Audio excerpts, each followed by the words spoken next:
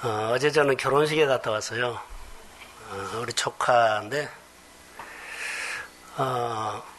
저는 목사이기 때문에 여러 결혼식도 가봤는데, 이제 가족이지만, 세상이 이러구나라는 세상을 축소해 놓은 것처럼 보였어요.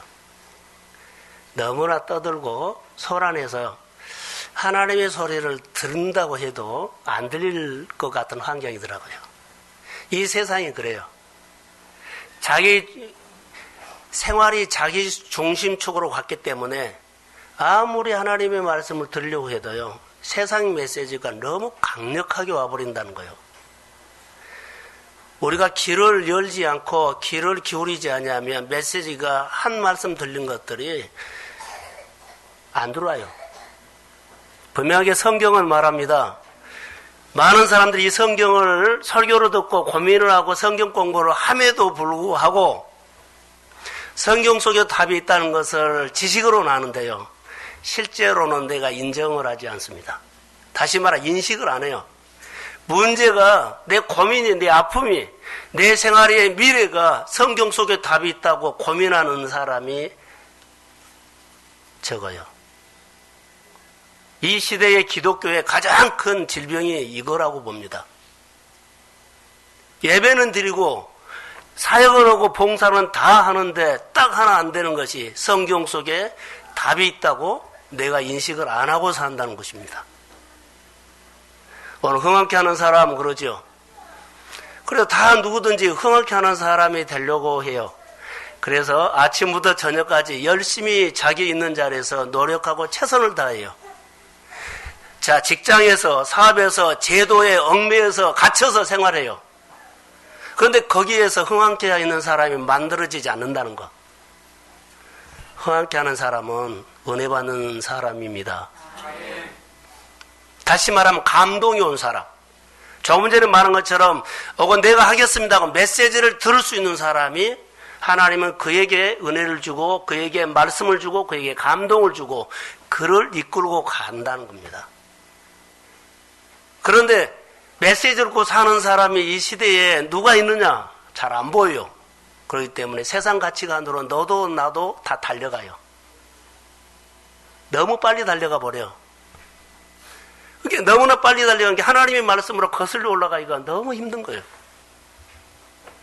오늘 흥황케 하는 사람이 우리 모두가 되기를 소망합니다. 그러면 어떻게 해야 할까요? 흥황케 하는 사람은요, 나를 복음 앞에 세워야 합니다. 나를 하나님 앞에 세우고 여기서부터 메시지 들려고 합니다. 바로 태도입니다. 하나님 앞에 사는 태도가 가장 중요합니다. 우리는 오늘 대박이 터뜨려서 잘 나간다, 못 나간다 이것을 봅니다. 세상의 점수입니다. 근데 하나님의 점수는 다르다는 거 아세요?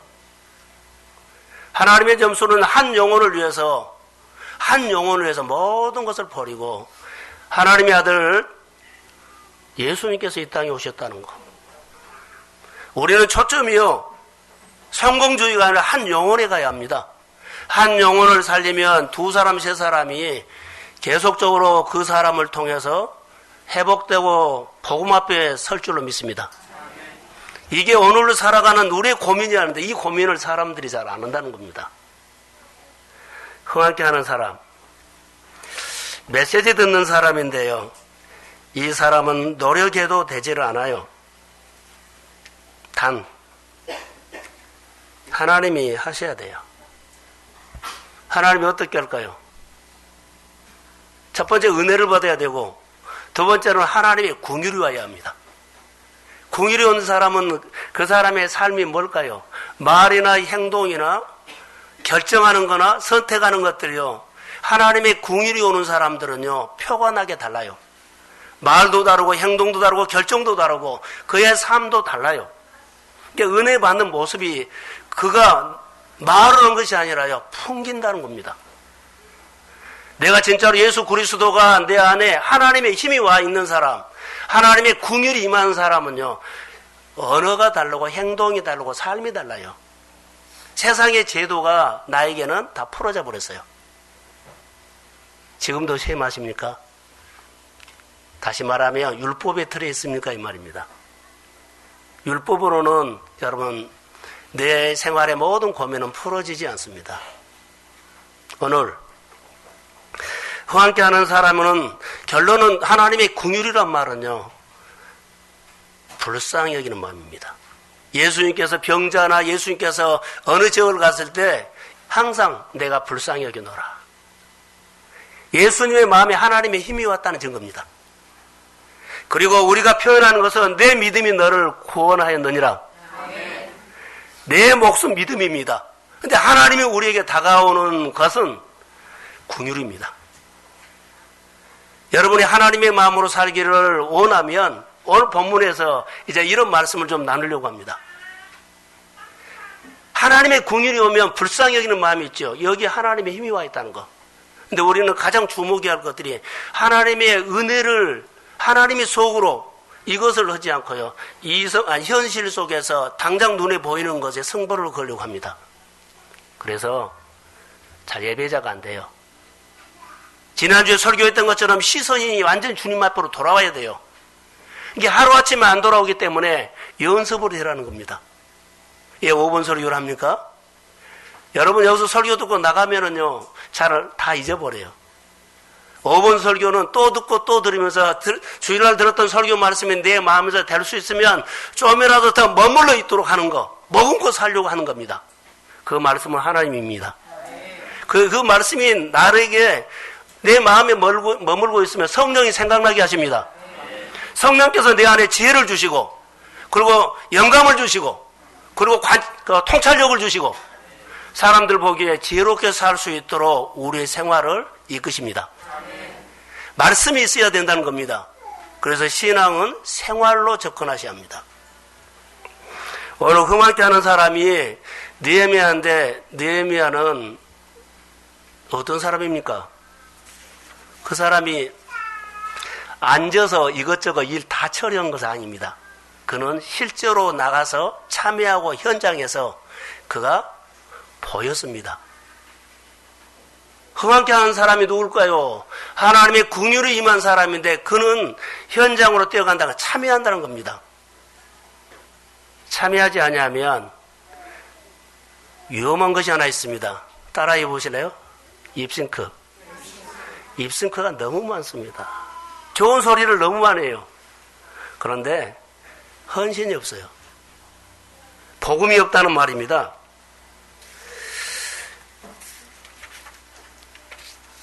오늘 이런 흠악케 하는 사람이 한 사람만 있다면 교회도 여러분의 회사도 가정도 달라집니다. 흠악케 하는 사람을 하나님 만나게 해주세요. 이런 기도로 많이 해서 하나님 돕는 자 좀 보내주세요. 하나님은요, 네가 흠악케 하는 사람들이에요. 근데 나는 자꾸 누구를 도움을 받으려고 그래요. 내 시선은 누가 도와주면 좋겠다. 내 시선은 누가 기회를 줬으면 좋겠다. 이런 생각을 하고 있어. 하나님은 너야. 할렐루야. 하나님 나에게 관심 있는데요. 나는 다른 사람이 좋은 환경에 좋은 여건이 오기를 기다리고 있다는 거. 사랑하는 성도 여러분, 하나님이 나에게 관심이 있다는 거 믿으십시오. 그분 안에서 여러분 믿음으로 참여하시는 그 사건이 나의 사건이 되기를 주의 이름으로 축복합니다. 여기 성경에 우리 느헤미야서를 많이 봤죠. 페르시아 수상궁에서 아닥사스 왕 밑에서 술 맡던 관원이었습니다. 이 사람은 고위직입니다. 왕 옆에 있는 사람. 그런데 이 사람이 고위직인데 출세를 했죠. 다른 생각 안 해도 이분은 느헤미야는 떵떵거리고 평생 살 수 있는 고위직입니다. 그런데 그가 그 직을 내려놓고 자청해서 그가 예루살렘으로 가는데, 예루살렘은 우리로 말한다면 완전히 폐허된 곳입니다. 지진이 터져가지고 일어나서 IT 같은 데를 말한 것입니다. 예루살렘 성전, 성벽, 거기는 70년 포로 생활할 때 다 고급 인력 뺏어가 버렸죠? 끌고 갔죠? 그 성이, 그 도시가, 성읍이 완전히 황폐되어 버렸어요. 그리고 70년 포로 생활이 끝나고 돌아왔어요. 이스라엘 백성들이. 첫째 귀환. 돌아와서도 처음에는 그들이 가슴이 뜨거워서 성벽, 성전 지자 그랬죠. 수룹바벨 성전을 조그맣게 지었어요. 개척교회처럼. 근데 그 전에 웅장한 예루살렘 성전하고는 비교가 안 되죠. 그거 덜렁 지어놓고 그들이 중단되어 버린 겁니다. 왜 중단된 줄 아세요?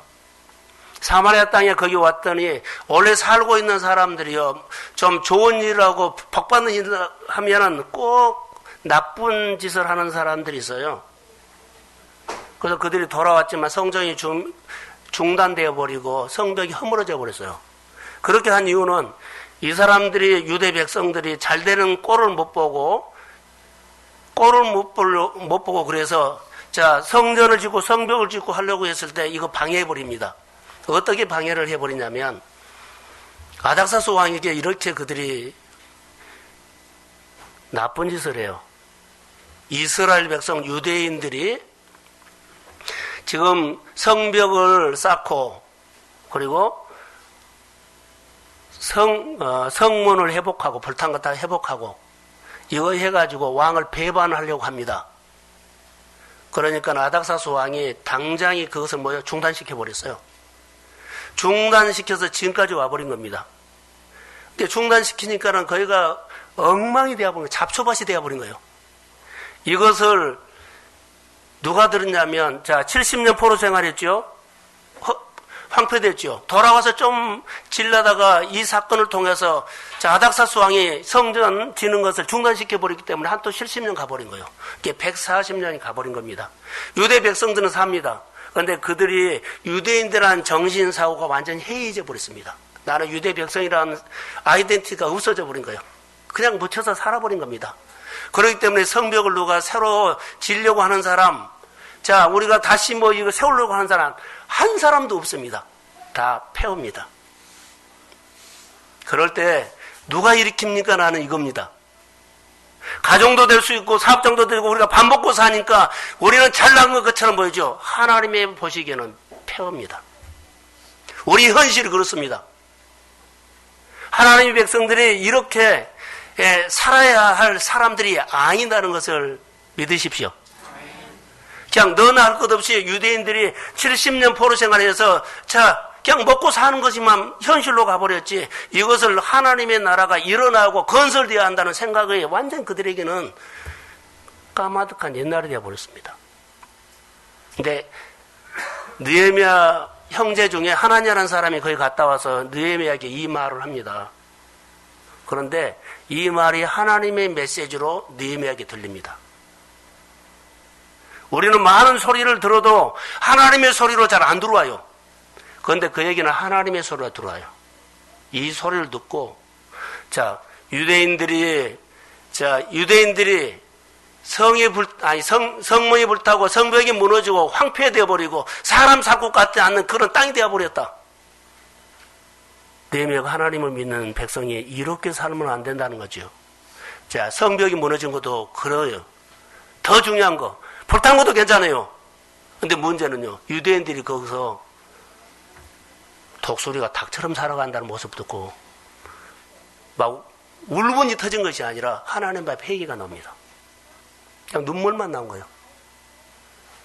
짠하고 불쌍하고, 그리고 막 해주고 싶은 마음들이 느헤미야 마음속에 막 일어난 겁니다. 누가 시키지 않았어요. 하나님의 메시지를 들으면 이런 현상이 우리에게 나타난다는 거. 자, 갔을까요? 안 갔을까요? 마음에 가버려요. 이게 긍휼입니다. 하나님의 백성 마음속에 불쌍히 여기는 마음이 있으면 어떤 황폐한 것도 하나님이 그 불쌍히 여기는 마음에 속에 하나님의 힘이 와 있습니다. 하나님이 못 일으킨 것이 어디가 있겠어요? 하나님이 치료하고 하나님이 회복하는 것이 회복하지 못한 것이 어디가 있겠어요?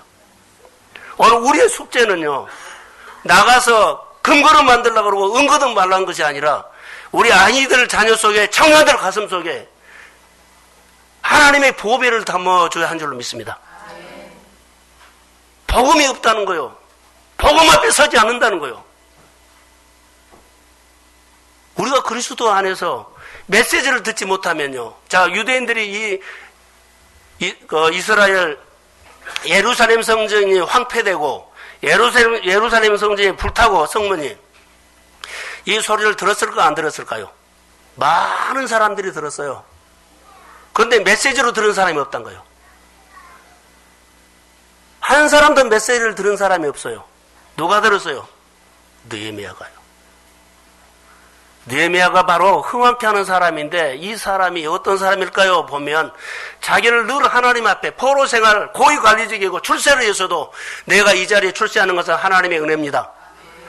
축복을 받고 성공을 하고 돈을 벌고 배워도 자기를 항상 하나님 앞에 자기를 세우고 사는 사람이었어요. 그런데 자기 형제 하나님을 통해서 이 소리를 들었을 때 은혜를 입는 사람이기 때문에 뭐라 그래요?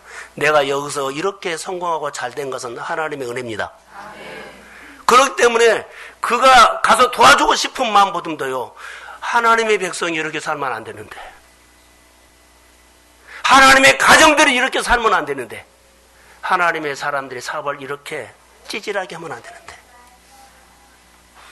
이런 마음이 불타서 그가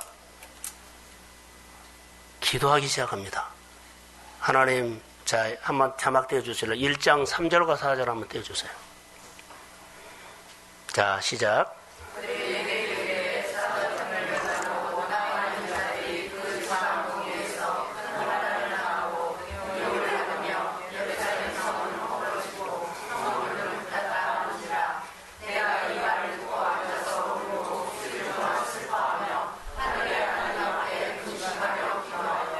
그러죠.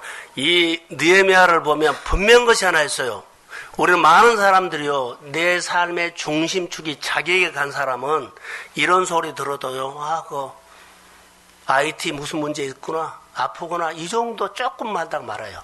근데 중심축이 하나님에 간 사람은 느헤미야처럼 반응을 해버려요. 느헤미야처럼. 여러분, 가족 중에 자, 어떤 사고가 일어났으면은요, 가족들이 가장 먼저 가죠. 자, IT에서 무슨, 대구 지하철 참사가 났다고 합시다. 항상 거기 가서 텐트를 옆에다 치고 달려가는 사람들이 있어요. 이 사람들이 하나님의 궁일이 온 사람이에요. 이런 교회나 이런 사람은 하나님이 하십니다. 우리는 못 갔어요. 오늘 저는 본문을 이런 시각으로 본문을 해석하고 풀려고 합니다. 자, IT에 지진이 일어난 것처럼 이스라엘 전쟁을 통해서 이렇게 황폐한 곳에 가서 텐트 치고 그 현장에서 이 일을 세울 사람이 누굽니까? 오늘도 똑같아요.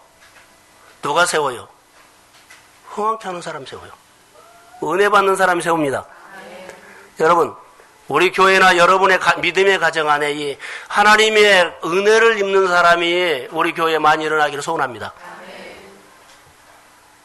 하나님의 궁율이 임한 사람 보면 손잡고 눈물을 나고 너 이렇게 살면 안 되는데 잘 돼야 되는데 내가 부족하지만 기도해 줄게 너 잘 돼야 한다. 할렐루야. 너 고생은 주님이 알고 있기 때문에 하나님께서 너를 어루만져서 새롭게 할 것이다. 복음 앞에 서라. 이렇게 믿음의 말, 축복의 말 격려하면서 이렇게 세워준 사람이 내 주변에 있어야 되는데 이 사람이 누구요? 하나님의 궁율이 임한 사람. 이게 궁율이 있는 사람이요. 교회 인류 여러분들이 정말 하셔야 돼요. 그런데 의무로 하지 말라는 거예요. 의무는 아무것도 생각 안 납니다. 메시지가 없다는 거예요. 그냥 시킨 것만 하는 거예요. 매주일마다 우리가 5분 설교합시다. 여러 가지 합시다. 기도에 참석합시다. 아무리 말해도요. 여러분들 의무면 나와 아무 관계가 없습니다. 내 현실이 보여버리기 때문에 현실 앞에 하나님의 소리는 안 들립니다. 현실이 하나님의 소리를 막아버립니다.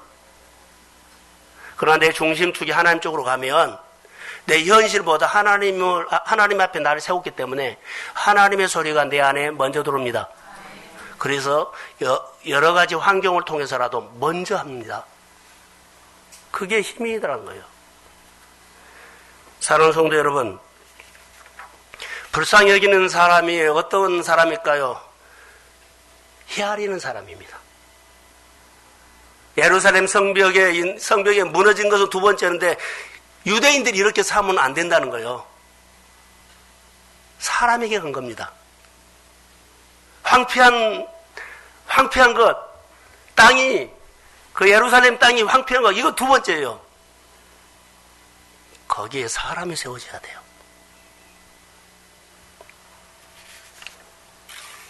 (70년) 포로 생활 그 속에서 그들이 이런 정체성을 다 잃어버렸어요. 저는 본문을 통해서 볼 수 있는 것이 이 사람이 느헤미야가 얼마나 대단한 사람이냐면 이런 마음을 듣고 그 하나님 앞에 기도하기 시작하는데, 하나님, 내가 가겠습니다, 가지 않겠습니다 말하기 전에 하나님의 일을 끌고 와버려요. 마음에 감동과 하나님의 긍휼이 있는 사람은요, 오라 오지 말라 말하지 않아요. 하나님이 그를 그리 끌고 가요. 그의 생활 속에 늘 뭐라 그래요? 거기가 보니까는 기도가 나오지요, 눈물이 흘리죠. 마음에서 자꾸 그가 보여. 그 현장이 보여. 그 안타까운 사람들이 보여. 그리고 나중에 내가 거기가 있어요. 그 안에 자기가 간 것이 아니라 하나님이 데리고 갑니다. 그게 힘이다는 거예요. 자, 기도를 하면서 그가 백성의 죄를 조상 때부터 그렇게 잘못한 것들을 그가 하나님 앞에 회개하고 눈물로 금식하면서 기도하는 이 기도가 자기가 하고 싶어서 했겠습니까? 성령의 감동이지. 메시지를 듣는 하나님의 사람들입니다.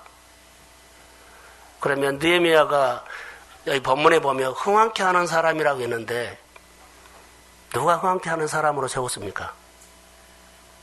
하나님이죠. 그 하나님 앞에 사는 태도가 너무 좋아요. 하나님 앞에 사는 태도가 너무 좋아요. 자기를 늘 하나님 앞에 세웠지요. 하나님의 은혜를 주면 하나님의 은혜를 가지고 백성들을 헤아리는 마음이 생겼어요. 의무는 안 해요. 나만 보이지. 헤아리는 마음. 이게 아주 중요합니다.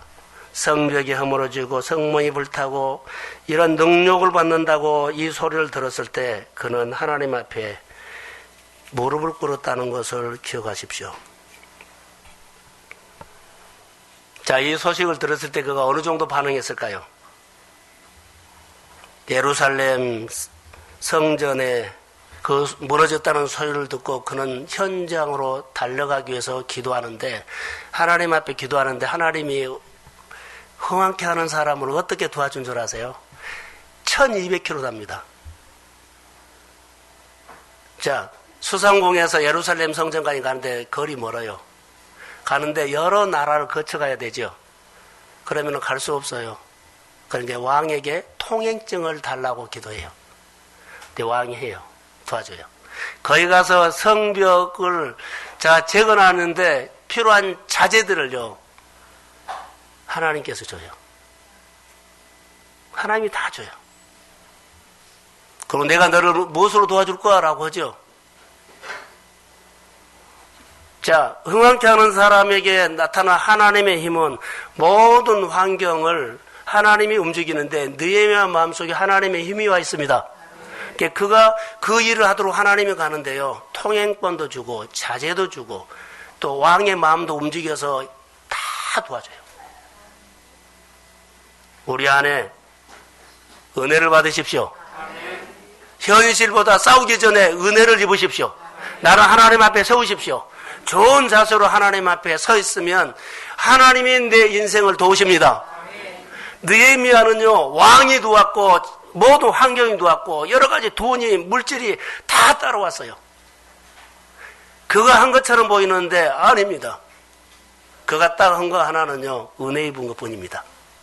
하나님이 그의 마음에 우러나오는 마음 좋지요. 불쌍히 여기는 마음, 하나님의 궁에 임했어요. 사랑하는 성도 여러분, 우리 교회 안에, 여러분의 가정 안에, 직장 안에 하나님의 궁율이 임하기를 소원합니다. 지금 바닥을 치는 여러 가지 일들이 있다 할지라도 하나님의 궁율이 오면 하나님은 회복하십니다. 어떤 환경도 우리가 능히 이긴다는 거죠. 역사가 일어납니다. 그래서 은혜 받는 사람은 말이 다르고 행동이 다르고 삶이 다른다. 그의 생활의 중심축이 하나님 앞에 있기 때문입니다. 흥하는 사람은 많은 사람들을 헤아리는데, 여러분 많은 사람들을 헤아리는 사람 되십시오. 그 사람이 가서 손으로 만지고 그 사람의 돈은 하나님이 쓴 돈이요. 흥황케 하는 사람은요, 하나님이 줘요. 그래서 내가 지금 쓴 돈을 여러분에게 축복을 주셨다면 이 축복은, 이 돈은 내가 쓸 때 내 돈이 아니라 나는 하나님의 돈을 씁니다. 그래서 마음껏 쓰세요. 그러면 하나님이 계속 움직인 거예요. 내 돈인 것처럼 셈을 하면요, 말라버립니다. 하나님이 주신 은혜는 하나님이 주신 겁니다. 하나님이 주신 거라고 인정하고 살 때 하나님께서 거기에 복을 준다는 겁니다. 여러분 안에 관심이 어디 있습니까? 저는 오늘 이제 본문에 이제 결론으로 끌고 가려고 합니다. 우리나라에 보면 탈북하는 사람들, 그러죠? 연약한 교회들. 자, 아까도 말했습니다. 뭐 대구에 뭐 지하철 3사, 또 어느 뭐 사고, 그러면 항상 누가 가냐면 불쌍히 여기는 사람이 가요. 교회도 그런 마음이 있는 교회가 가서 천막 쳐놓고 돕기 시작해요. 사람도 가요. 오늘 느헤미야는 나는 이렇게 해석하고 싶습니다. 이 말씀, 이 느헤미야가 오늘 우리에게 적용한다면 은혜를 입은 사람인데 어떤 일이 터지고 어떤 문제가 있고 어떤 도울 일이 있으면 여러분의 마음이 먼저 가기를 소원합니다. 그러면 여러분은 하나님의 힘이 오기 때문에 그때부터 하나님이 도우십니다. 그때부터 하나님이 역사합니다. 그러니까 하나님의 도움을 받고 싶으면 이거 하셔야 돼요. 내가 아무리 노력해도요, 한계가 있어요. 생활에, 직장에, 가정에, 내 장래의 미래가, 여러분, 내 마음에 하나님의 궁일이 와야 돼요. 사람에게 잘한 것이 아니에요. 하나님 앞에 나를 세우고 하나님이 주신 은혜에 순종하십시오. 이게 하나님께서, 그래서 본문에 보면 하나님의 선한 일이라는 단어가 여러 군데 나와요. 하나님의 선한 일에, 하나님의 선한 일에, 하나님의 선한 일에. 하늘에 하나님 앞에 이런 단어가 나와요. 느헤미야가 이 단어를 써요. 이 말은 내가 수상궁에 있고 고위관리직에 있다 할지라도 거기에서 자기는 하나님 앞에 자기를 세우고 문제 앞에 고민 앞에 자기를 세우고 이스라엘 백성들이 지금 황폐하게 예루살렘 성전이 무너지는 문제도 자기를 하나님 앞에 세우면서 하나님의 말씀을 기다리는 거예요. 가고 싶습니다. 하나님 그 일을 내가 하고 싶습니다. 내가 가서 하고 싶습니다. 나를 쓰십시오. 이렇게 기도하는데 하나님이 왕도 모든 것을 하나님이 도와주세요.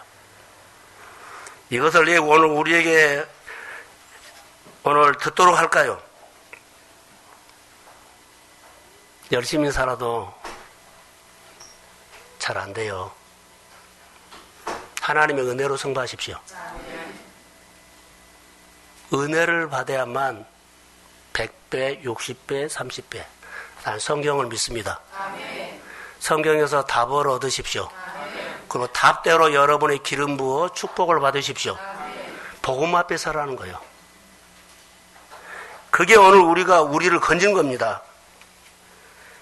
여러분, 하나님의 선한 일에, 그러죠. 선한 일을 하면 대적들이 올까요, 안 올까요? 많이 와요. 낙심케 하는 일들이 너무 많이 와요. 느헤미야 4장이나 느헤미야 6장이 보고 7장이 보면 계속 속으로 공격하는 사람들이 많이 일어나요. 그런데 그 공격하는 사람들이 오고 타협을 하고 별 많은 것들을 와도 느헤미야는 항상 하나님 앞에 자기를 세워서 갈까요, 안 갈까요? 만날까요, 안 만날까요? 이것을 물어보고 그가 중심축이 하나님 앞에 있기 때문에요. 자기를 끌고 가려고 하면 안 따라가요. 따라해 보십시오. 양다리 걸치지 말자. 양다리 걸치면 안 돼요. 여러분, 양다리 걸치면 위험한 거 하나 있어요. 처음에는요, 잘 가요. 별로 불편하지 않아요. 잘 된 것처럼 보여요. 한계 있습니다. 잘해준 것처럼 보이고 잘 나간 것처럼 보이죠. 처음에는 전혀 불편하지 않아요. 그리고 잘 되는 것처럼 보여요. 이게 여러분 좀 시간이 걸리더라도 말씀 안에서 진리의 길을 걸으십시오. 그게 오늘 우리가 사는 거예요. 느헤미야는 그런 어려움을 어떻게 극복했을까요? 하나님을 자기를 세웠다고 말하고 싶어요. 계속 하나님 앞에 하늘 아버지께 자기를 세운 얘기가 계속 나와요. 그렇게 극복한 겁니다. 하나님 앞에 자신을 세우고 하나님을 높이고 하나님 앞에 성벽 쌓는 일을 하면서도 은우합니다. 공격이 너무 많이 들어와요. 모든 사람들이 어려우니까는 정말로 통째로 도와준 것처럼 다가와요. 근데 우리는 길을 열고 잘 분별해야 돼요. 일을 하거나 여러 가지 일들, 여러분에게 좋은 립싱크하는 사람들이 굉장히 많이 있었을까 봐요. 지나놓고 보세요. 그 사람들 진짜로 도와주는가? 안 도와줬어요. 말하고 다 지나갔어요. 지금도 길을 그렇게 갖고 있다면 오늘 그 길을 내려놓으십시오. 아멘. 안 도와줬어요. 한 번도 안 도와줬어요. 그런 사건들은 많이 들었어요. 여러분의 삶은 현장에서 하나님이 도우셨습니다. 그 하나님, 그래서 2장 20절이면 하늘 하나님, 우리의 삶을 형통케 하신다고 그렇게 말하고 있어요. 우리의 삶을 형통케 하신다. 하늘 하나님 앞에 자신을 세우고 금식하고 기도하는 이 모습을 바라는 거지요. 참여, 주의 이름으로 참여하십시오. 자, 이제 저를 보세요. 앞에 보세요. 몇 주 전에 경작하는 사람 내가 설교를 했어요.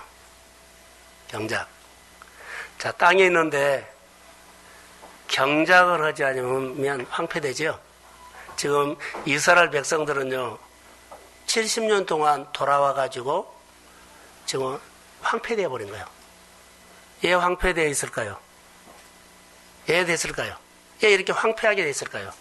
하나님을 통해서 황폐한 것을 느헤미야가 들었거든요. 왜 그렇게 70년 동안 그 땅이 황폐하게 됐을까요? 왜 잡초밭이 되었을까요? 경작하는 사람이 없어서요. 농사 지을 사람이 없어서 그런 겁니다. 여러분의 가정 안에, 여러분 일터 안에, 우리 생활 속에 자, 밥 먹고 사는 것이 여러분 경작은 거 아니에요. 하나님의 경작은 달라요. 느헤미야는 은혜를 입는 사람이지만 마음에 하나님이 와 있는 사람입니다. 흥황케 하는 사람입니다. 이 사람이 경작하는 사람이다. 느헤미야가 가서 그 경작해버려요. 세워버려요. 근데 세울 때 누구를 세워요? 우리 보면 옛적인 거, 눈에 보이는 거, 성벽이 세워졌다, 이거 세웠다, 50일을 했다, 이거 아니에요. 가장 중요한 것은요, 이스라엘 백성들의 마음이에요. 다 무너져 있는데 그들이 이런 고백을 합니다. 무슨 고백을 할까요? 다시 보수합시다. 다시 세웁시다. 이 언어를 그가 끌어내요. 이 언어를 끌어낸다고요. 자, 2장 16절하고 17절하고 18절 한번 봅시다. 자, 2장 17절. 자, 시작.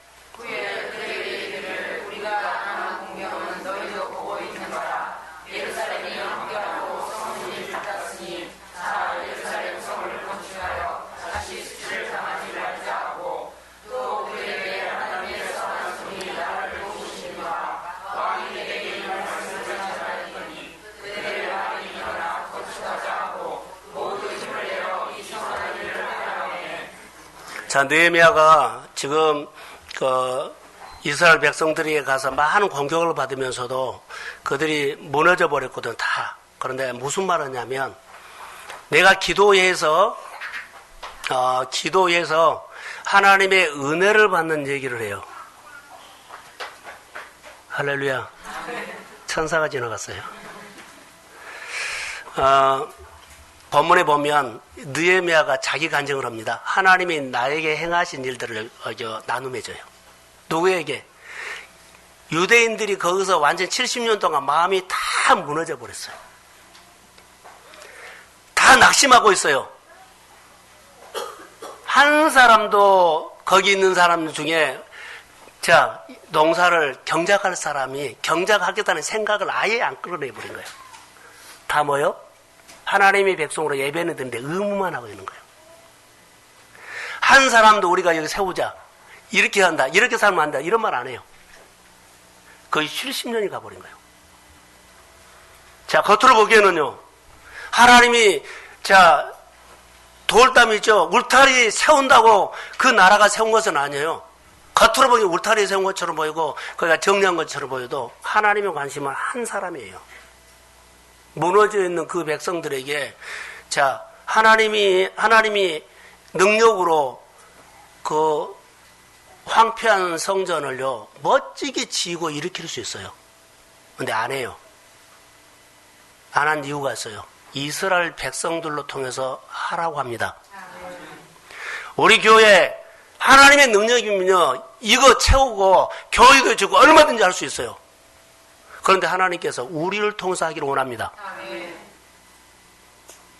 예, 복 주려고. 하나님의 능력을 경험하면서 흥하게 하는 사람으로 하나님이 인생의 보람을 느끼도록. 오늘 여기 본문에 보면 17절과 18절 보면 처음에 기도했던 내용들이 나와요. 기도. 하나님이 나에게 하나님을 통해서 메시지를 두고 내 마음이 이렇게 아팠다. 아파서 하나님 앞에 기도했더니 왕이 환경이 다 나를 도와줘서 내가 이 자리까지 오게 된 것이다. 그러면서 하나님이 도와서 이렇게 했다. 그렇게 했더니 그 말을 듣고 이스라엘 백성들이 뭐라고요? 일제히 다시 뭐라고요? 다시 성전을 집시다. 누구 입에서 나왔어요? 무너진 사람들의 입에서 나온 거예요. 느헤미야가 다 한 거 아니에요. 그들의 마음을 깨워서 우리 교회 집시다. 우리 성전 집시다. 우리 성벽 세웁시다. 우리 황폐하게. 그래서 느헤미야가 가서요. 어떤 사람이라고요? 경작하는 사람이에요. 황폐한 땅을 느헤미야가 경작. 이 사람이 없어서 70년을 그들이 빈곤에 수치를 당하고 능력을 받고 살았어요. 사랑하는 성도 여러분, 잘 되십시오. 흥황케 하는 사람 되십시오. 가정이 무너졌거나 생활이 무너졌거나 내 사업장과 일터가 무너졌고 빈곤에 겨우겨우 산다면 이것은 여러분 오늘 본문의 시각으로 우리가 한번 해석합시다. 하나님께서 우리에게 느헤미야 같은 사람이 세워지기를 소원합니다. 느헤미야가 예루살렘을 세운 것처럼 보입니다만은 사람을 세웠어요. 오늘 본문에 우리에게 설교한 것처럼 하나님께서 오셔서 우리의 마음을 세울 줄로 믿습니다. 그 은혜가 앞으로 우리의 미래가 결정되는 거예요. 지금 일어난 여러 가지 고민거리 걱정하지 마세요. 내 마음에 하나님의 은혜가 임하고 내 마음에 하나님 긍휼이 임하고 불쌍히 여기는 마음이 있고 내가 메시지를 듣는 사람이 된다면 하나님은 내 인생을 다시 건질 줄로 믿습니다. 무너진 3년, 무너진 5년, 무너진 20년 오늘 우리가 하나님의 은혜를 입고 불쌍히 여기는 마음이 생긴다면 반드시 우리 안에 나타나는 것은요 참여를 합니다. 의무는 아니죠. 막 하고 싶고 기도하고 싶고 모이자 그러고 주고 싶고 나누자 그러고 할렐루야. 이런 마음들이 한 사람 한 사람 성령의 기름 부음으로 우리 성도들에게 점점 물들어가기를 소원합니다. 그리고 이런 은혜로 여러분의 하루를 어려운 환경에 살아도 우리 안에 하나님의 힘이 있습니다. 어려운 환경 보지 마시고 내 안에 계시는 복음으로 사시기를 주의 이름으로 축복합니다. 이것이 우리 교회나 우리 성도들에게 이 시대에 이 복음 앞에 서는 사람들이 오늘 세워지는 오늘 예배가 될 줄로 믿습니다. 네, 축복합니다. 일어서십시오.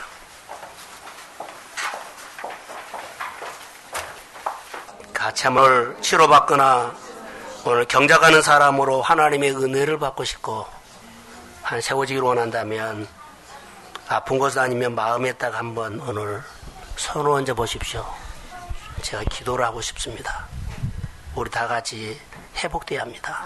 아멘. 하나님, 우리는 눈이 멀어서 나라가 또 가정의 일터가 황폐된 것을 모르고 그저 살아왔습니다. 오늘 말씀을 듣고 우리가 보니까 황폐된 예루살렘 성벽이 우리 마음과 환경인 것 같습니다. 하나님의 메시지를 들었던 사람을 통해서 메시지를 들었던 느헤미야가 그 소리를 들 때부터 그의 마음은 하나님이 움직이기 시작했습니다.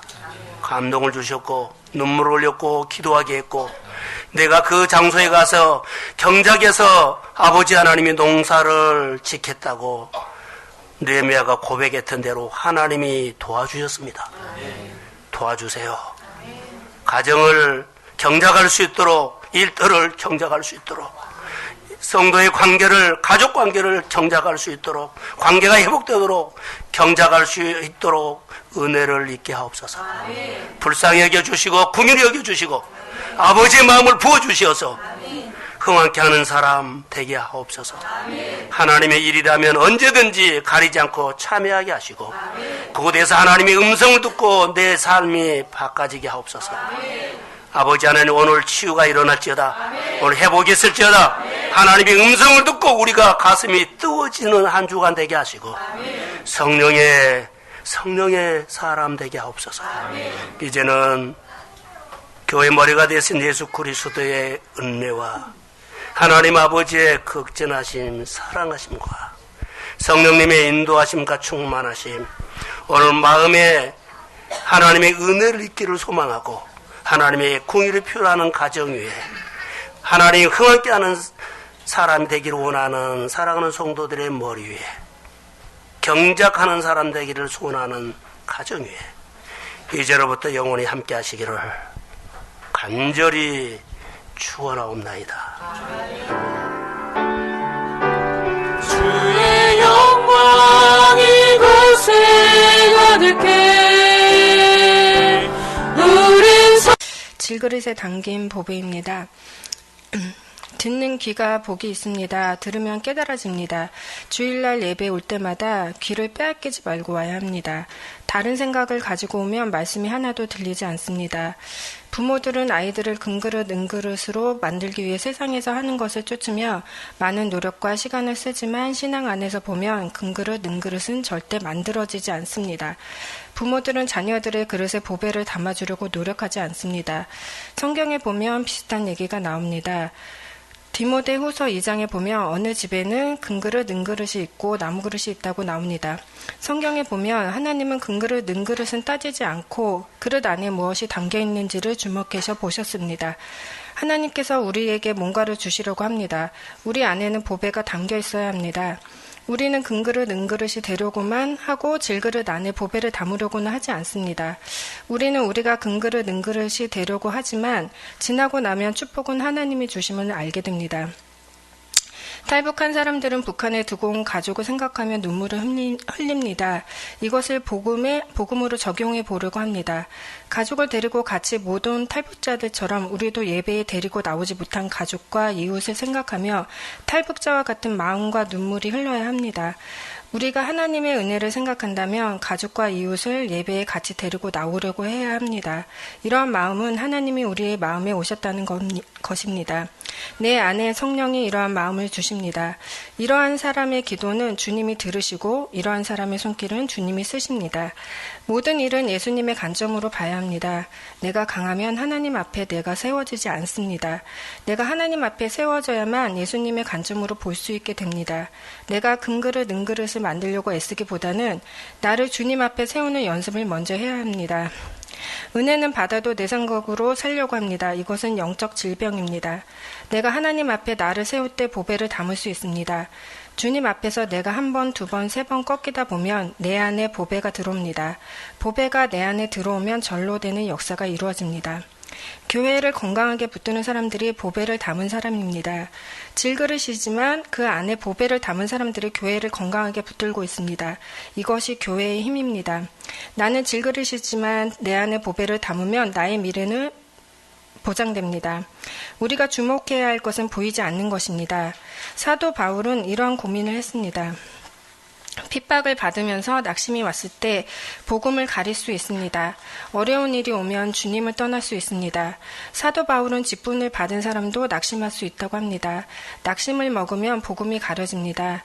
하나님이 행하신 일들을 머금어야 합니다. 낙심을 막으려면 마음의 보배를 담아야 합니다. 성경에는 답이 있습니다. 하지만 사람들은 성경에서 답을 찾으려고 묵상을 하거나 답을 찾으려고 성경과 씨름한 흔적이 보이지 않습니다. 성경에서 답을 찾으십시오. 우리가 오늘 바쁜 일의 답은 성경에 있습니다. 내가 오늘 고민하는 답은 성경에 있습니다. 질그릇은 예수님을 최대로 높이는 것입니다. 내가 낮아지는 것입니다. 보배에 집중하지 않는 모습은 우리의 약점입니다. 바울은 보배에 신경을 쓰고 있습니다. 우리의 마음속에 보배가 담겨 있는지 생각해 보면 좋겠습니다. 교회가 질그릇이더라도 그 안에 보배를 담으면 됩니다. 내가 하는 일이 내 직장이 질그릇이더라도 보배를 담으면 됩니다. 주일이 우리 생활의 보배로 다가오길 바랍니다. 주님은 다 하실 수 있지만 주님은 우리를 통해서 일하기를 원하십니다. 없는 것을 있는 것처럼 죽은 것을 살아있는 것처럼 주님처럼 시선을 옮기십시오. 교회에 참여해야만 능력이 나타납니다. 제가 사실 5분 설교를 준비한 이유가 계속 마음에 5분 설교를 언젠가는 제 순서가 올 거라고 계속 생각을 하고 있었는데 새벽에 갑자기 그 5분 설교를 하실 분 이렇게 톡을 달라고 목사님이 한 6시쯤 이른 시간을 보내셨더라고요. 근데 그거를 제가 오는 순간 봤어요. 아침을 준비하려고 일어났는데 그래서 제가 목사님이 요새 계속 강조하시는 말씀이 교회에 참여하라고 계속 말씀을 하시는데 저는 사실 이렇게 교회에 참여하는 일이 솔직히 별로 없어요. 시키지 않는 한은 이렇게 나서는 거 별로 안 좋아해가지고 먼저 나서서 뭘 하는 거를 그렇게 근데 뭐 시키면은 잘하는데 먼저 나서서 제가 이걸 하겠습니다 한 적이 거의 없는 것 같아요. 그래서 목사님이 그 보배를 담는 방법도 낮아지고 이렇게 하나님 앞에 나를 세워야 되는데 이 5분 설교 말씀 이렇게 톡을 받는 순간 바로 목사님한테 누가 먼저 한다고 하실까봐 근데 제가 바로 보냈어요. 제가 하겠습니다 하고 그래서 제가 조금 이렇게 교회의 일원으로서 뭔가 이렇게 적극적으로 하는 모습을 저도 이렇게 몸에 좀 뱄으면 좋겠다 이런 생각도 있었고 제 생활에 이런 것을 좀 적용해서 어떤 일이든 이렇게 좀 이렇게 뒤로 빼는 것보다는 차라리 그냥 앞에 나서서 먼저 해서 먼저 하는 게 더 이렇게 좋아 보이기도 하고 그런 것도 이제 좀 이렇게 하고 싶었고 해서 이제 교회 생활에 제가 사실은 한 2년 정도 돼 가는데, 뭐 이렇게 적극적으로 하는 게 없어서, 목사님이 이렇게 뭐 하실 때, 웬만하면 이제 시키시기 전에 먼저 제가 하겠습니다. 라고